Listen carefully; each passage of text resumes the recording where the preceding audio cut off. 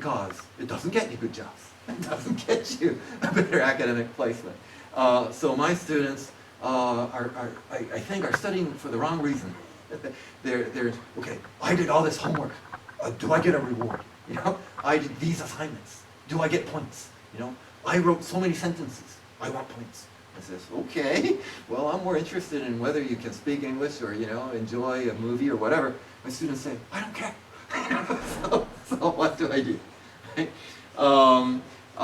So I want to trick my students. You know, this is what I came up with, Machiavellism, right? So I say, okay, I give you points. You know, you do these assignments, and the student says, okay, now I am better than my peers. You know, now I am in my top 10% of my class, and I say, oh my gosh, whatever. You know, so if the person, as long as the student does those assignments, I hope that their English language skills will improve, and I want my students, among other things, to say phrases from memory or close to memory. Why? Because it's automatic, it's immediate, you know, because if I say, hi, it's good to see you, and I say, oh, it's good to see you too, whatever. You know, if I say good luck and you say, yeah, thanks, that's automatic, immediate, you know. And the better you are in automaticity, the more fluent you appear to be, and you probably are, and the more you'll enjoy the conversation, hopefully, and at least you'll be able to keep your ears open so you can hear what your speaker is talking about, instead of saying, subject, object, oh, I forgot the article there, whatever. You know, your ears are plugged because you're not listening. You're paying attention to yourself, right? Okay, so here's the LL booth, just in case those of you, the younger people, don't know what they look like. Back then we had those, you know?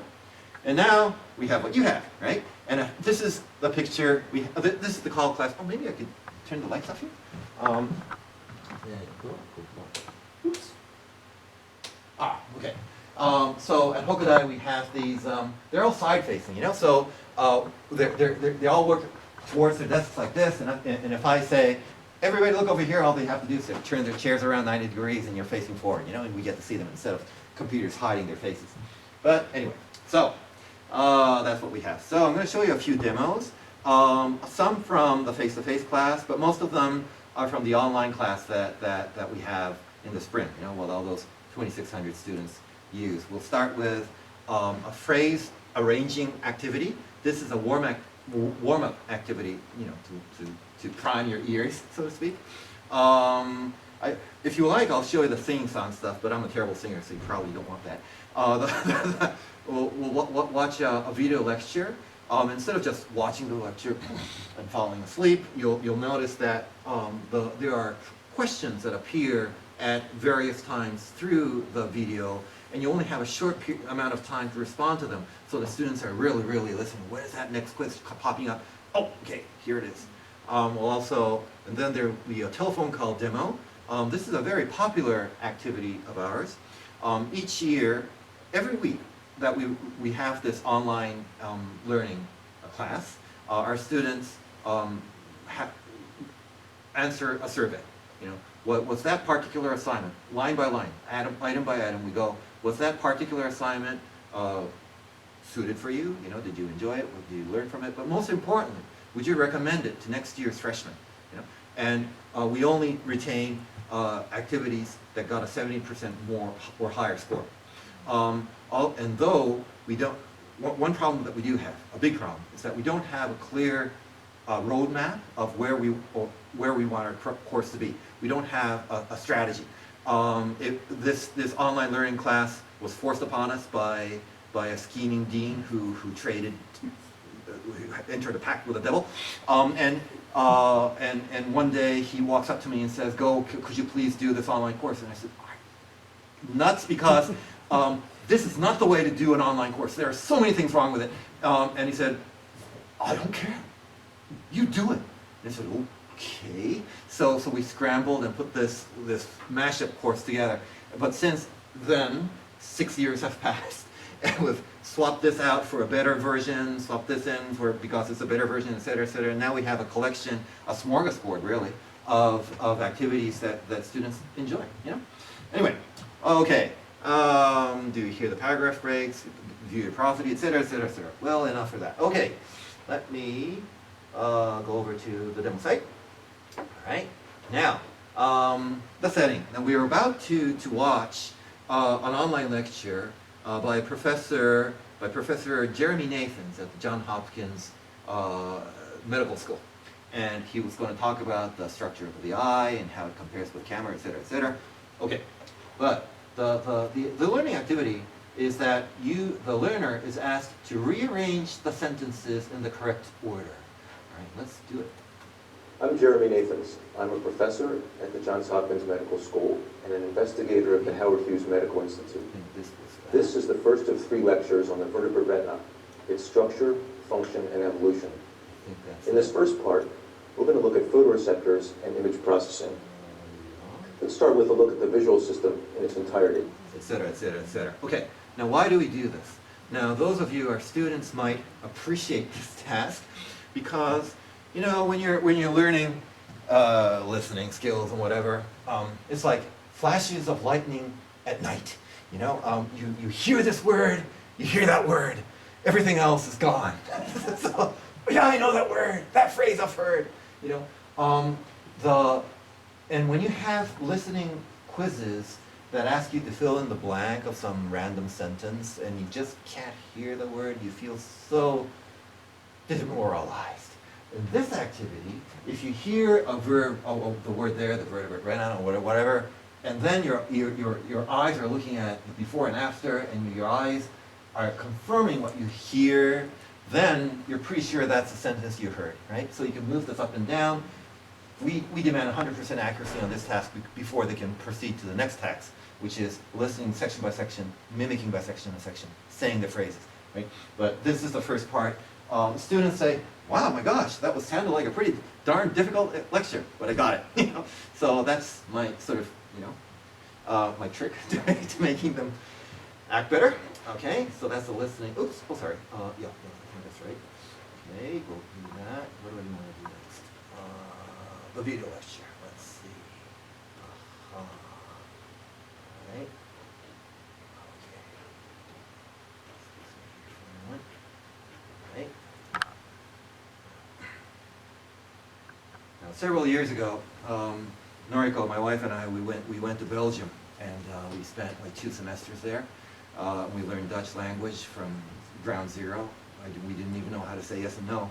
And I really recommend, those of you who are language teachers should learn a new language every 10 or 15 years just to realize what students are going through. The online lectures have lots of pictures from Belgium and other places. In these lectures, the students are learning how to be more expressive in their speech. And, oh, here we go. Let's see.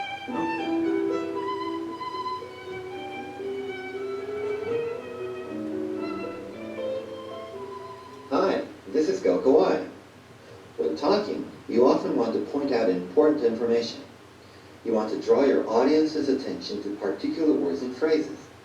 I'll show you how. Take a look at these sentences. Marine mammals are mammals that live primarily in the ocean or depend on the ocean for food.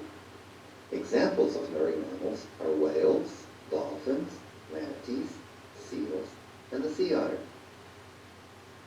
You notice that some words and phrases are spoken more clearly than the others. For instance, in the first sentence, the phrase marine mammals is spoken clearly. And this is because marine mammals is new, important information that needs to be emphasized. Okay? All right. Well, so much for that. So as you go through the lecture, here's the quiz. Let's see. So from time to time, these short review questions appear on the screen. How should we emphasize when talking? And I have 23 seconds left. All right, so I can lower my pitch, shorten and don't pause, or I can raise my pitch, clarify and lengthen. Because I wasn't paying attention, I'll just, I don't know, toss a coin, choose this one. Ah, okay. So the students are obviously being graded. In this particular activity, they are allowed to rewind and replay the thing. Some activities, they do not have that option. It's a one-time thing. And because a lot of life is like that, you sometimes when you're watching a movie or listening to a lecture, you just can't say repeat that please every so often. So this is more realistic, we think, you know. Anyway, so that's the listening to video lecture and responding to answers thing. What's next? Excuse me. Make a phone call. Okay. Okay. Let's show you the phone call activity. Now, we are about to reserve a table at the Cliff House restaurant in San Francisco.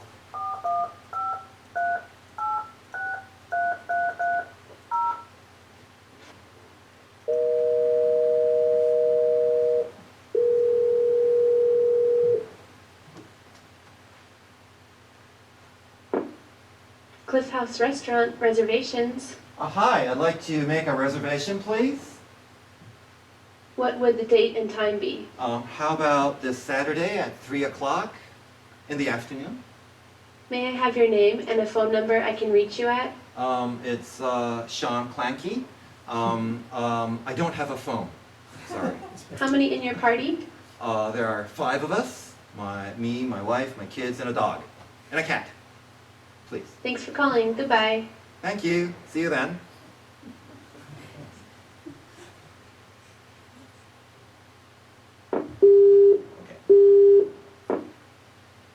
So that gets uploaded to the server. By the way, this was a simulated call. Right? Let's call again.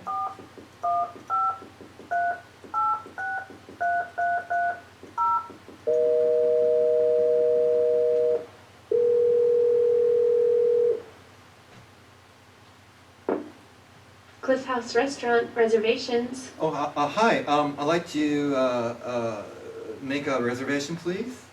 May I have your name and a phone number I can reach you at? It's Goh Kawai, area code 541-994-2537. The date and time, please. How about yesterday at 7 o'clock? For how many adults and children? My wife and I, you know? It's our anniversary, and I missed it, so I really want to go yesterday. Thanks for calling. Goodbye. Oh, thank you.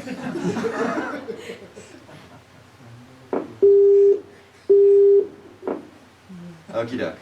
So, because we're friends, I think I'll show you the background, you know, behind the scenes. Let's see. Go there. Yeah. So these are the files that the system has. There are 17 pre-recorded phrases, and they are chosen in random and played in random order.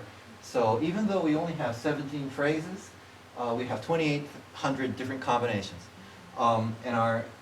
So the students are guaranteed pretty much a different call every time they call. Of course, after you call so many times, you know what the system is going to say. The idea is that the students just can't say things in predetermined order, hoping that they understood. You know, the response has to match the particular question being asked. This is a very popular activity. 85% of our students say that they have never made a phone call in English. And I doubt that. I think it's higher than 85%. But anyway, many of them say they have never done it. They enjoy doing it. They enjoy visiting the website of the Cliff House restaurant, which is a very fancy place just south of Golden Gate.